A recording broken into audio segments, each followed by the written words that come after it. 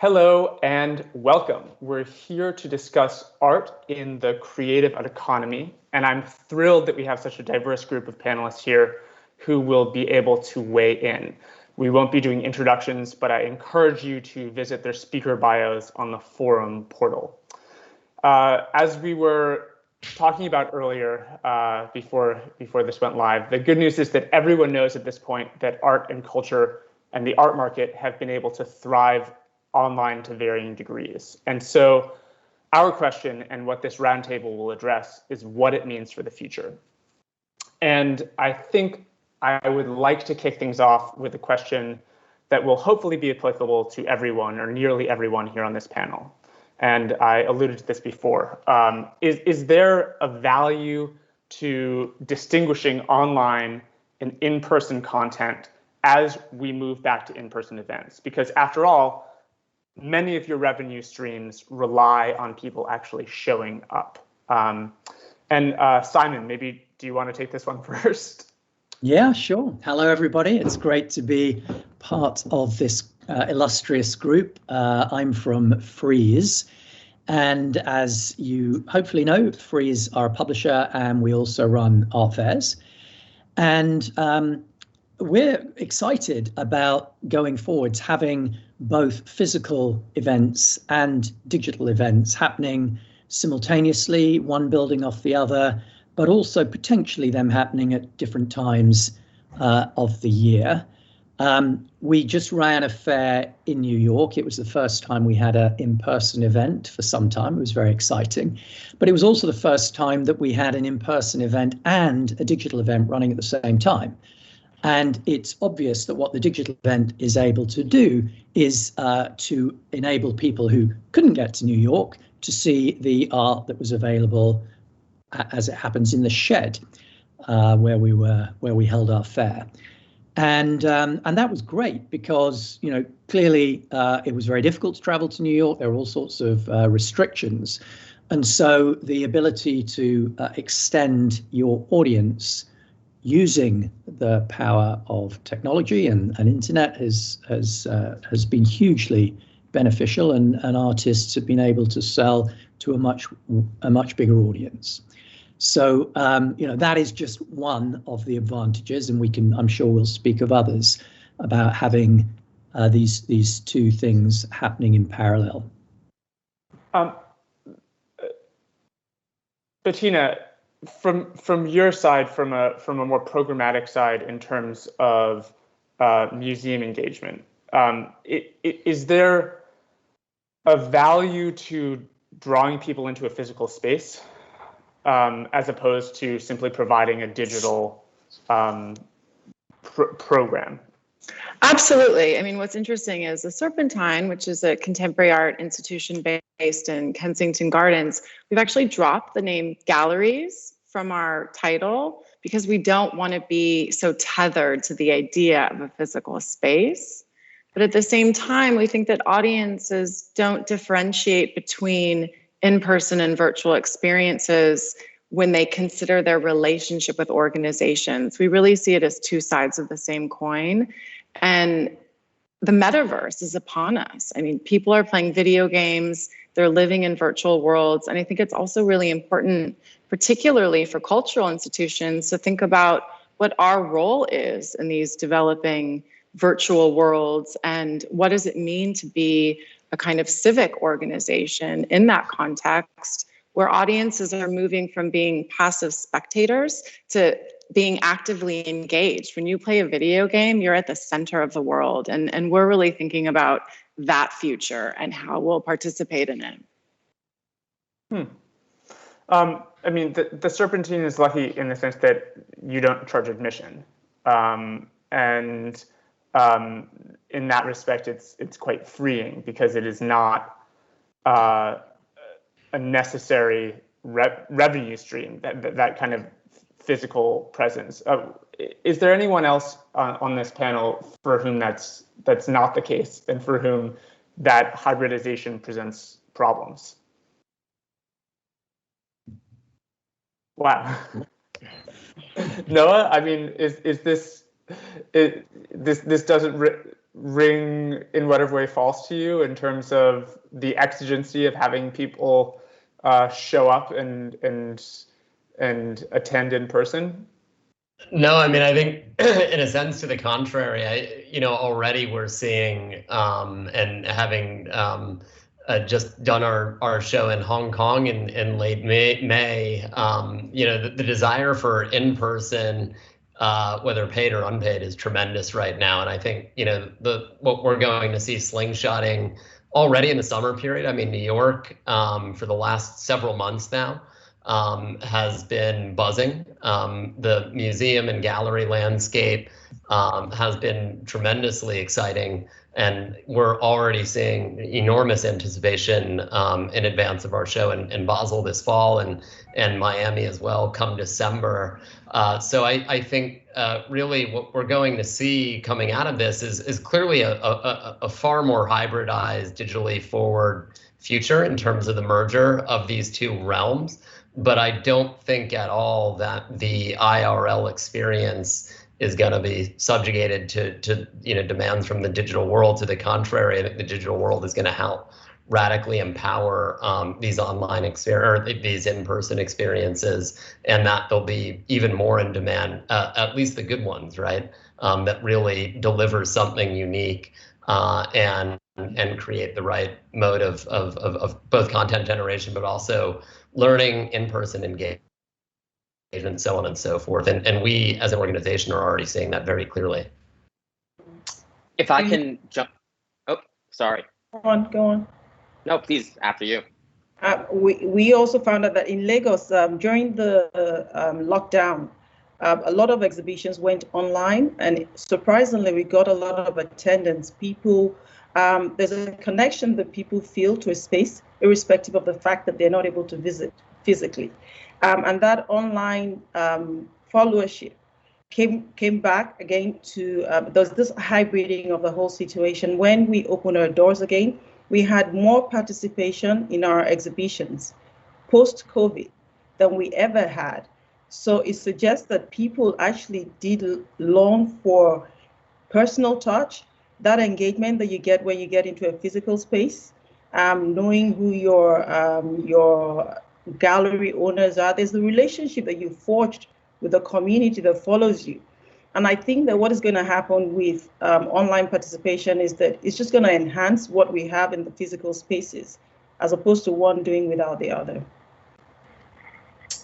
I was just gonna add in that probably with the exception of the cultural institutions on the panel, what's interesting about the art world, and in some ways the luxury world as well, since the two industries are somewhat adjacent, is that for the most part, the art world doesn't need many people to show up physically in person in order for its business goals to be successful.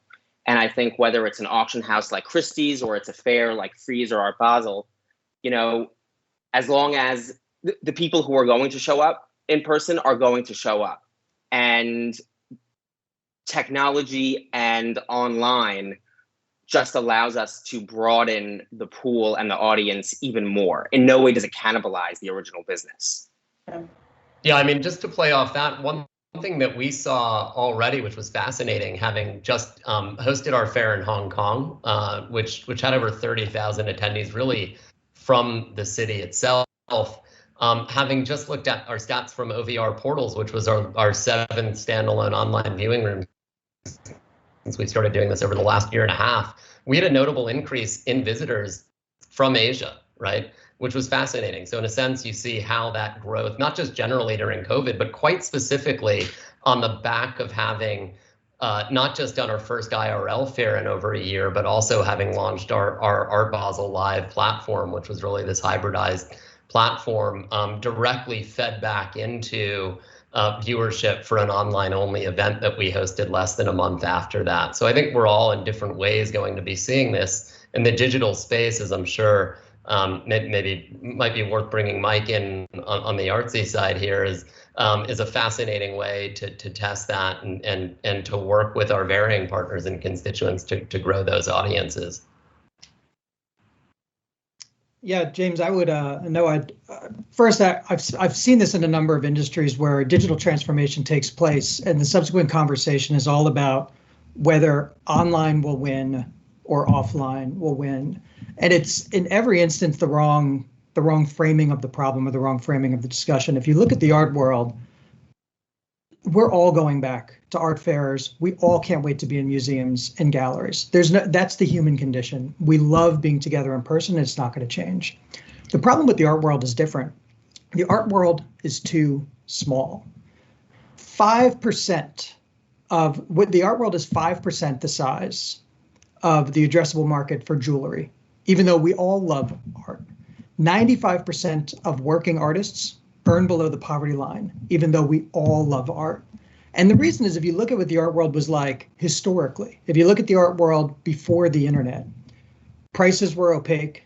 The art world was not welcoming enough to everyone. It didn't feel inclusive enough, and the transaction wasn't easy. And as a result, if you just looked at an addressable market of people with wealth, which would be to constrain the market unfairly, but if you just looked at that, 17 million people who hold $50 trillion worth of wealth in the last 12 months bought cars, handbags, jewelries, and not art. And what I think is so exciting about the transformation that's happening right now is that all the people who love art fairs are going to keep going to art fairs. Everyone who loves galleries will keep going to galleries. But the millions and millions and millions of people who have not been actively participating in the art world are now finding their way into the art world because the art is available online, because the art is priced online, and because the art is enabled for transaction online. And in my company, Artsy, where we cooperate with 4,000 galleries in 100 countries around the world, 35 plus auction houses, 100 art fairs, we've brought together 1 million works of art in one place from the world's most in-demand artists and empowered buyers with the tools and the insights to be able to bring it into their home. I think that's the exciting change that's happening in the art world right now. Well, we've seen, as you say, this tremendous growth in people's participation in purchasing things online. Not only the fact that they're willing to do it, but the prices that they're willing to spend. And the optimistic thing to do is look at this like you have an infinitely scalable field. That the alternative, though, is to look at this last year like you all have had a captive audience. And you have had a group of people who are not leaving their house, really. You have them still making money with more disposable income and less places to spend it. How do you keep that going? How do you, in whatever way, keep that engagement with online consumption and consumption more generally, when you know for a fact that there are going to be other demands on people's spending power in terms of restaurants, in terms of travel, in terms of whatever else that they haven't been spending money on for the last 15 months? Dirk, I saw you nodding. Well, I think Christie is a bit of the odd one here in this circle because we are firmly on the secondary market. So unlike Art Basel or Artsy, we are not really, or only in exceptions, working with really young, fresh art. And what we've seen is an interesting move. One could see over the past 2 decades in the markets for industrialized luxury, that in the old days, people would go to a boutique to buy an expensive handbag or perhaps shoes because they felt they needed to try them on and to feel the leather and to see the color, etc. And since many years, since 15 years, these businesses are growing twice as fast online than in their flagship stores on Madison Avenue or Regent Street. And this is what we've experienced last year in the art world, that the interaction with the original, the perception of the artwork is now taken behind the acquisition of it. So it's delivered to your house and then you see it for the first time. And you can see that parts of that has to do with the way the industry has learned to present things better online with all the whatever, Zoom, 800% Zoom, the online viewing rooms, this and that and the other. videos, more content, It's certainly not the warranty, I would think. It is just that it has become so comfortable to do that. And I think even if the pendulum swings back and people, as Mike said, people want to meet other people, they will go back into museums, and we've all started,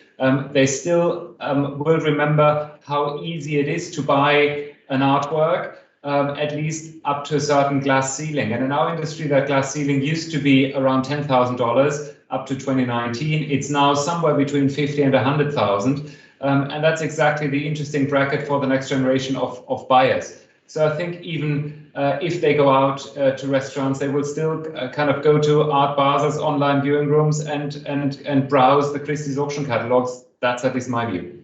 Hope too. Noah, I see you have a raised hand. I'm glad I've mastered the hand-raising function over the last 18 months.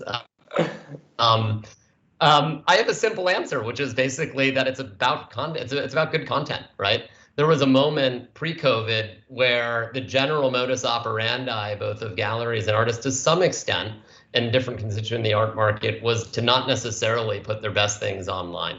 And I think the last year and change has proven that that this is a powerful medium for all the reasons we know. And our position, and I firmly believe this intellectually as well, is that good content is going to drive audiences in the end. Layering on additional enhanced services is good, but we're in an industry of highly differentiated, finite goods and services, and in such a landscape, great things are going to stand out, and that's what people are going to be drawn to in a post-COVID world as they were pre-COVID. So I think curated solutions, really bespoke selections of items, and compelling reasons to get people to come to whatever platform it is you have, whether that's a museum, a gallery, an art fair, or auction house, whatsoever, are going to be the main key forward to boosting those audiences and creating more compelling reasons to sustain and grow audiences in the future. Right. Yeah.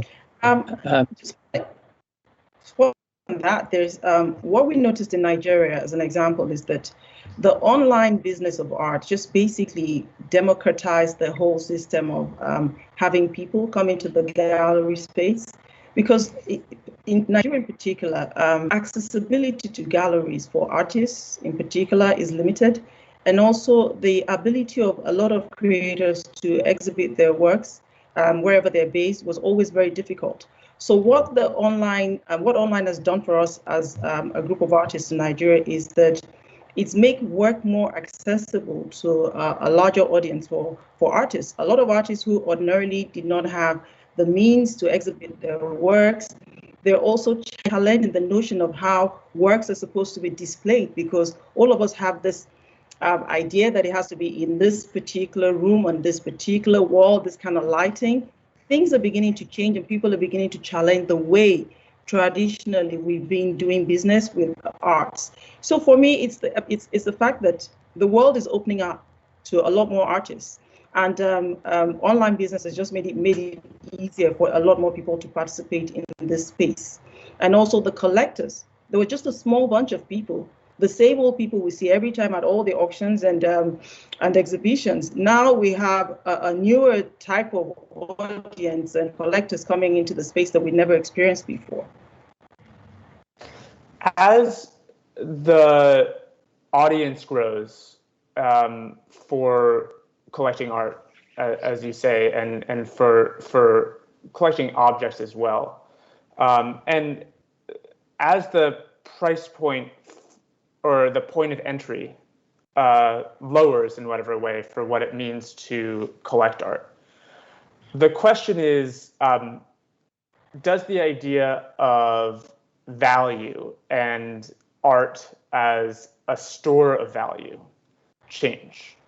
Because I think that one of the many reasons why people did or did not participate in the art market as rigorously or vigorously or broadly as they for years was this notion that art in whatever way was even things that people within the art world think of as very low priced, $5,000, $6,000. This idea that this was something that would probably or hopefully grow in value. People did not approach it like a car or a lamp or a chair. And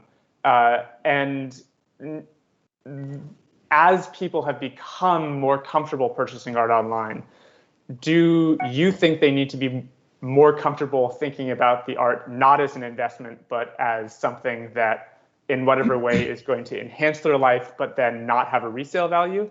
And how do you guys manage expectations in that respect?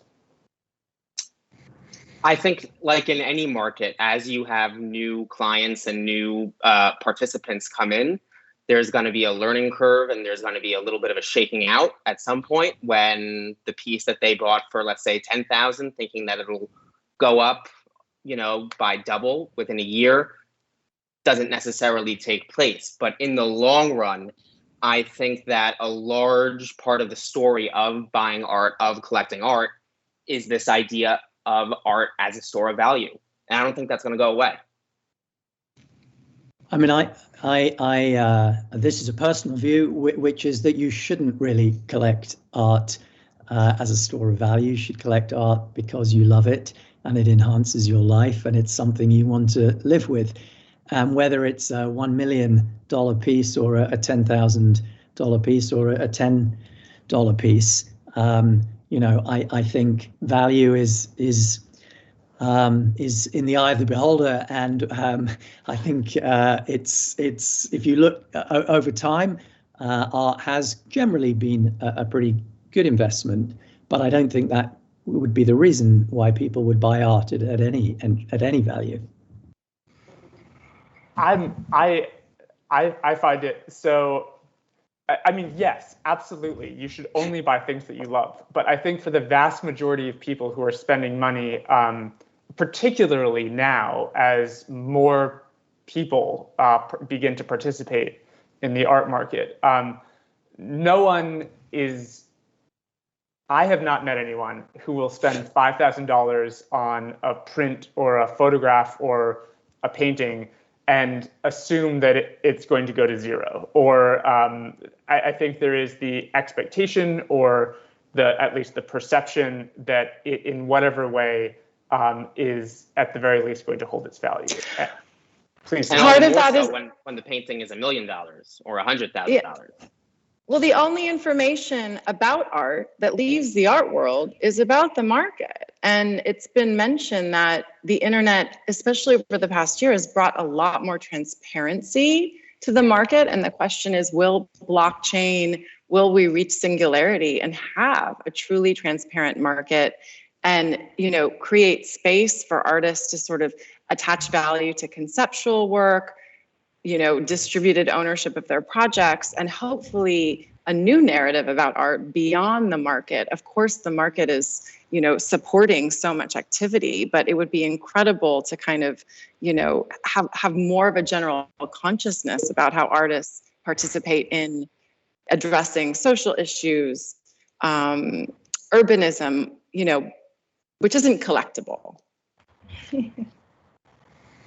Truly. And James, on this topic of value, I would think about the trillions of dollars that people spend on mass-produced, depreciating, increasingly disgusting signals of wealth, whether they are handbags or furs or luxury cars. And I think the tide is turning against that kind of consumption. For, in many cases, significantly less money, people can be patrons of the arts. They can support the career of an artist who they'd like to see thrive and engage with that, truly engage with that artist. They can bring something that they love into their home to beautify it. And as a bonus, if they do their homework, they very well may be buying something that will appreciate. And I think it's lovely when you buy something that won't, just because you love it. One of the things I'll note that my company is working on is democratizing all of the value signals so that those are not only held by people on the inside. Information about representation and solo shows and museum purchases and who's being shown at what fairs are all signals of future value. And for some people, they'll buy art because they love it.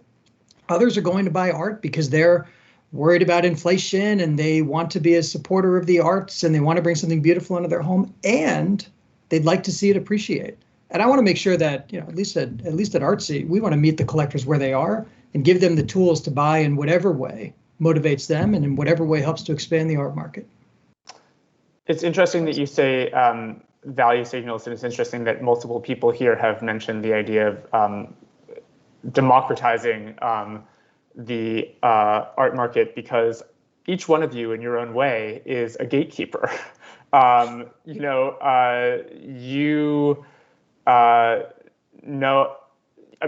fairs reject far more applicants to participate in their fairs than they accept. But you have many people who would love an exhibition at the Serpentine, and Christie's similarly is, yes, auction houses are clearing houses, but they're also in the business of making sure that the things that they clear are in whatever way going to be a part of some sort of market zeitgeist. And Boll, yourself, you are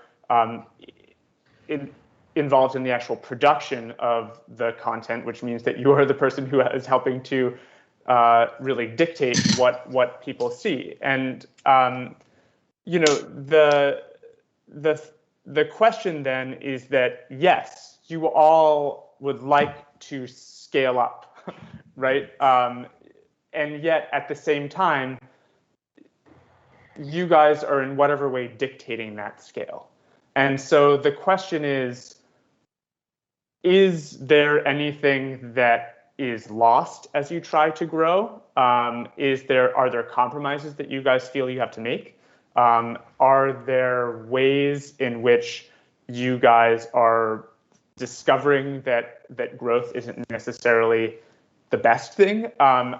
This is really hits on the most fascinating part of this entire conversation, which is yes, scale is exciting, but at what cost? And it's very possible that you guys are all going to say there's no cost, but I'm very interested to hear about this. Well, I'll jump in. For me personally, what we've been trying to do in Terra Culture is to ensure that we bring in as many players as possible into the space. Mike was mentioning earlier about having people who invest a lot of money in things that really, at the end of the day, value to you might be different to what is value to me. But a lot of people, especially in Nigeria, where we have a lot of young people who are artistically inclined, who would benefit from the support of philanthropists or people who will be willing to invest in the space, who are just not interested. So you have a lot of young artists who are forced to stay at home. They're forced to keep their art under their beds because there's nobody that is going to access it or assist them in taking it out to the larger public. And when the big players come in, the Terra Cultures, the Sotheby's, and what have you in Nigeria also, all they do is they take just that tiny fraction. So what I'm about is, how do we get art to the general mass? If galleries, I know galleries will talk about overexposure, keeping the value, all of that. That is selfish interest on the part of galleries, and I'm a gallery owner. But if we want to put art in the public space and allow more players to come in, I think online is probably the best thing that has ever happened to artists. We're taking more and more exhibitions in my space. We're allowing a lot more young artists bring their work for the world to see, and hopefully we'll be able to do a lot more from that as opposed to just using that physical space for us. Yeah, James, one thing that I think you've. Oh, go ahead, Noah. No. Go for it. I think you raised an important question. My company and some of my friends on the call here are aggregators. We're working hard to bring a lot of art into one place so that people can more easily enjoy it and consume it. And by definition, if you're aggregating, you stand in between the buyer and the seller. You're by definition gatekeeping. And it puts a big responsibility on each of us. And I'll give you a specific example. One of the things we looked at in our company about 1.5 years ago was how our algorithms were presenting artists to our collectors. Because we have 100,000 artists represented all of the world's most in-demand artists, but algorithms tend to learn patterns. And it turned out everyone clicked on Picasso and Warhol, everyone. And as a result, when people were looking for recommendations of artworks, our algorithms were recommending, generally speaking, dead white men. And that is not the kind of art market that we want to help create at Artsy. And we've put a big investment of product and technology effort in our own company into ensuring that our algorithms and the way that we represent art to our collectors is inclusive and is anti-racist. And I think when you sit in the middle of the market, like we do and like some of my friends on the call do, it gives you a big responsibility that you have to live up to make sure that the marketplace that you are presenting to your collectors is one that's inclusive and fair and truly representative of the art world that we want to help create. No, you were going to say? Well, I was just going to touch on the elusive and as yet unmentioned sort of quality parameter, right? Like art is essentially valueless, but there are these qualities that imprint and stamp value, and a lot of them are contextually defined, i.e. who owns what, where something was exhibited, et cetera. But I think that that's important because as the boundaries of art shapeshift and expand, there is a certain undergirding quality parameter, I still believe, to what defines great art. And from an Art Basel standpoint, I think echoing off of a little what Mike was driving at in terms of expanding and revisiting certain parameters. I mean, we as an organization are doing precisely that and shifting some of the very fundamental criteria for participation, walking back some of the protocols in terms of number of years in existence, for example, that a gallery has to be around to participate in a main sector of one of our shows, tweaking and modifying some of the parameters regarding artist representation. And we are, as I think many organizations are, going to look and feel different, and that's going to be even better for all involved in the future. But I still come back to those quality parameters as well, because as gatekeepers and as value drivers in the market, that's what's going to keep people coming back and create sustainable value and long-term audiences and gains in the years to come, for sure, however great the market continues to grow. Jeremy, you had your hand raised. Yeah, I mean, I want to kind of build off of what Noah was saying, because I think that for the most part, growth for growth's sake never really makes much sense to me. And I think that as the art world has ballooned from the 60s, when it was, let's say, 1,000 people in New York, to, the global audience that we have now, and especially during the pandemic, when it's been supercharged with Christie's and Sotheby's and Phillips offering so many online auctions, and before the pandemic with so many fairs, there were downsides to that. Collectors become overwhelmed with the surfeit of options. They tune out all the noise. Galleries were struggling to keep up with the expenses of participating in all these fairs. They felt a pressure to do so to meet their clients. And, as we opened up the art world to this global audience, and prices kind of dictated where everything was going, we see artists have, very quick rise and falls in terms of their careers, where, 1 year they could be riding high and a few years later their prices might crater. But at the same time,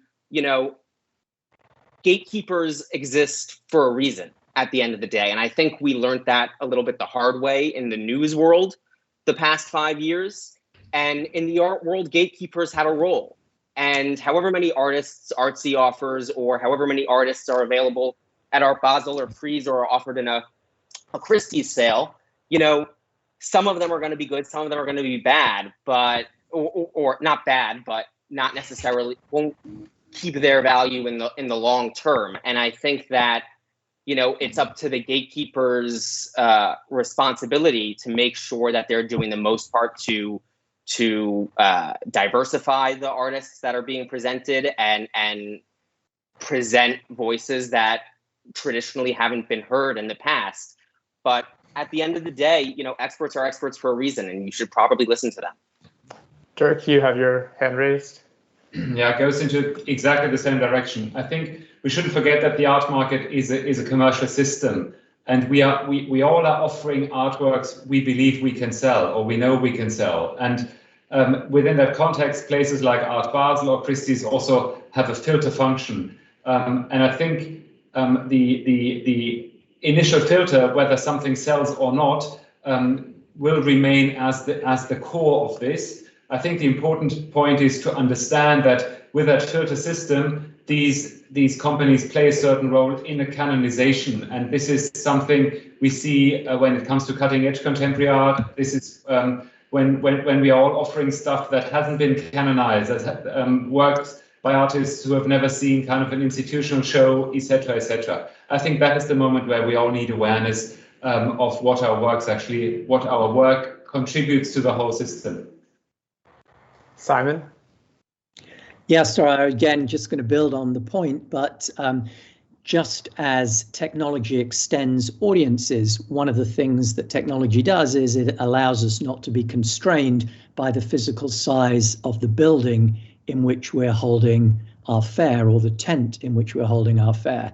So in New York, we were able to accommodate only 60 galleries, and that was a really difficult, and we were inevitably excluding some fantastic art. And the digital extension, which allowed us to include another 140 odd galleries, was tremendously useful. And so back to your kind of the original premise of the panel, another great opportunity for presenting more art and not being constrained by physical walls, of course, is the internet. This then leads to this next question, which all of you have already touched on, which is this idea of gatekeeping, which is a less generous version of that, is basically saying middlemen, right? And middlemen in the art world and culture more generally, not specifically the art market, but middlemen are in whatever way the creators of value, not simply monetary value, but perceptions of worth. And please tell me if you guys think I'm wrong, but in many respects, particularly at a high level, the curators, the writers to a lesser extent, but dealers to a much greater extent, are in whatever way people who are not only ascribing value, but maintaining it. And so the question is, as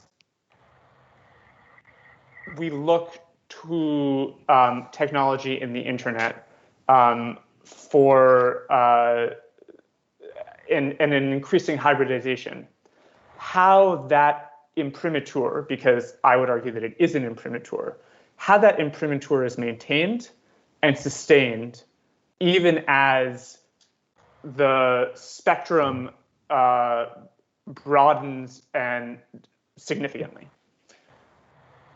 And I think it's a question for all of you, because it's a question that, at least in my opinion, all of you in whatever way need to grapple with.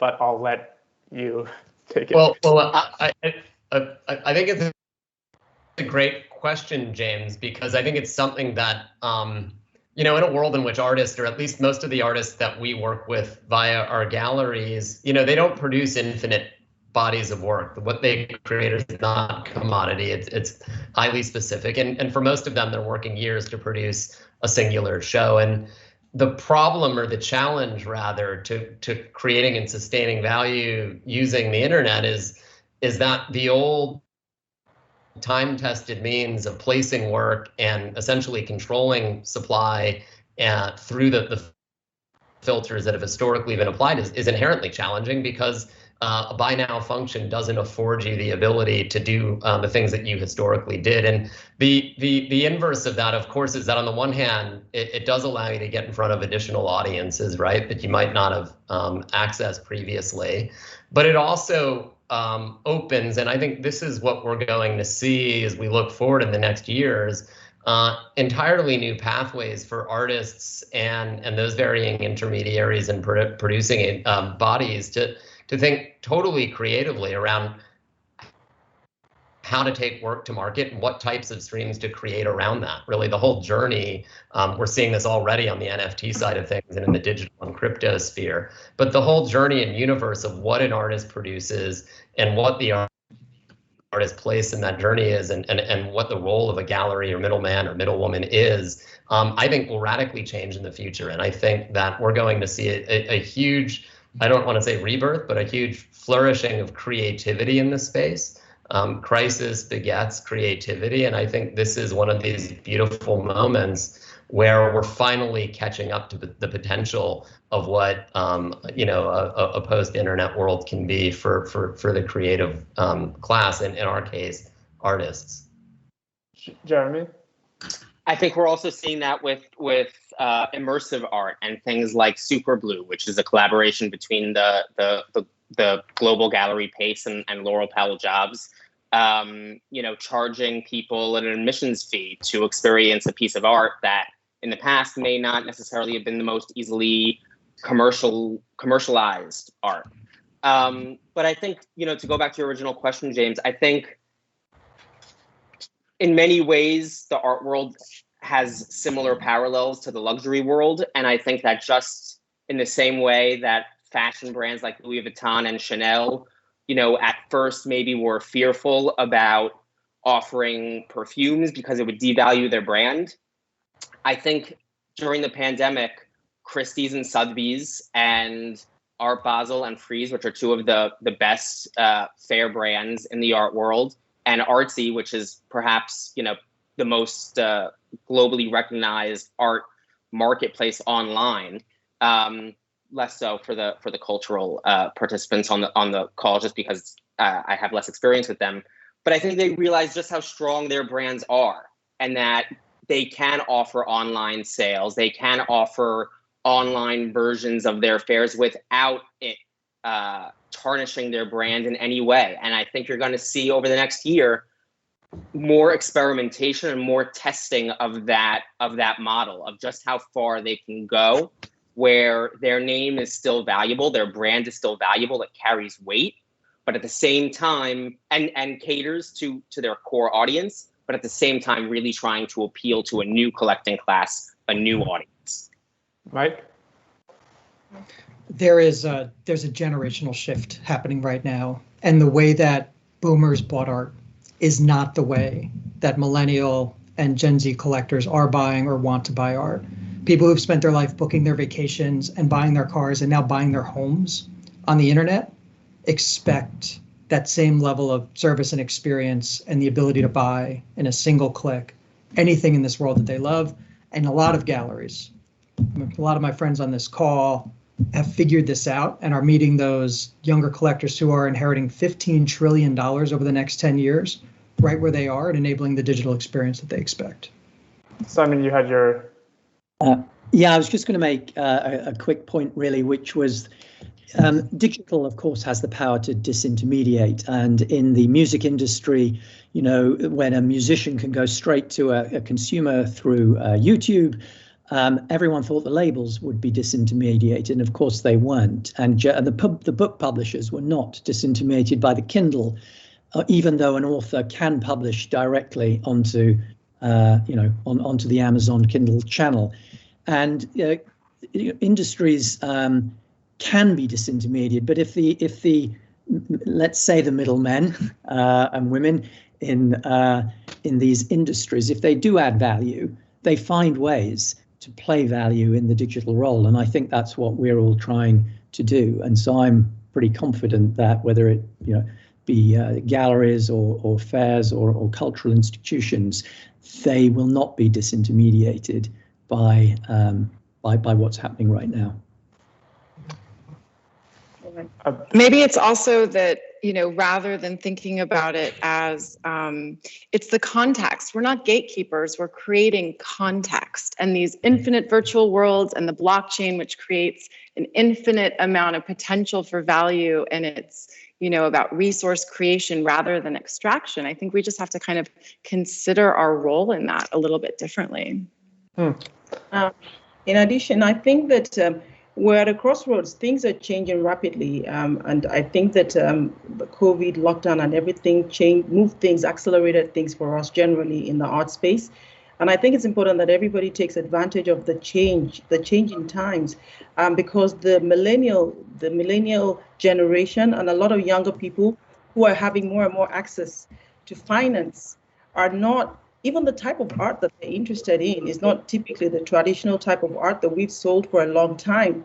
So it's important that the digital galleries come on and begin to understand that things are changing. The look and feel, the taste, and what people are looking to enjoy as art has changed phenomenally.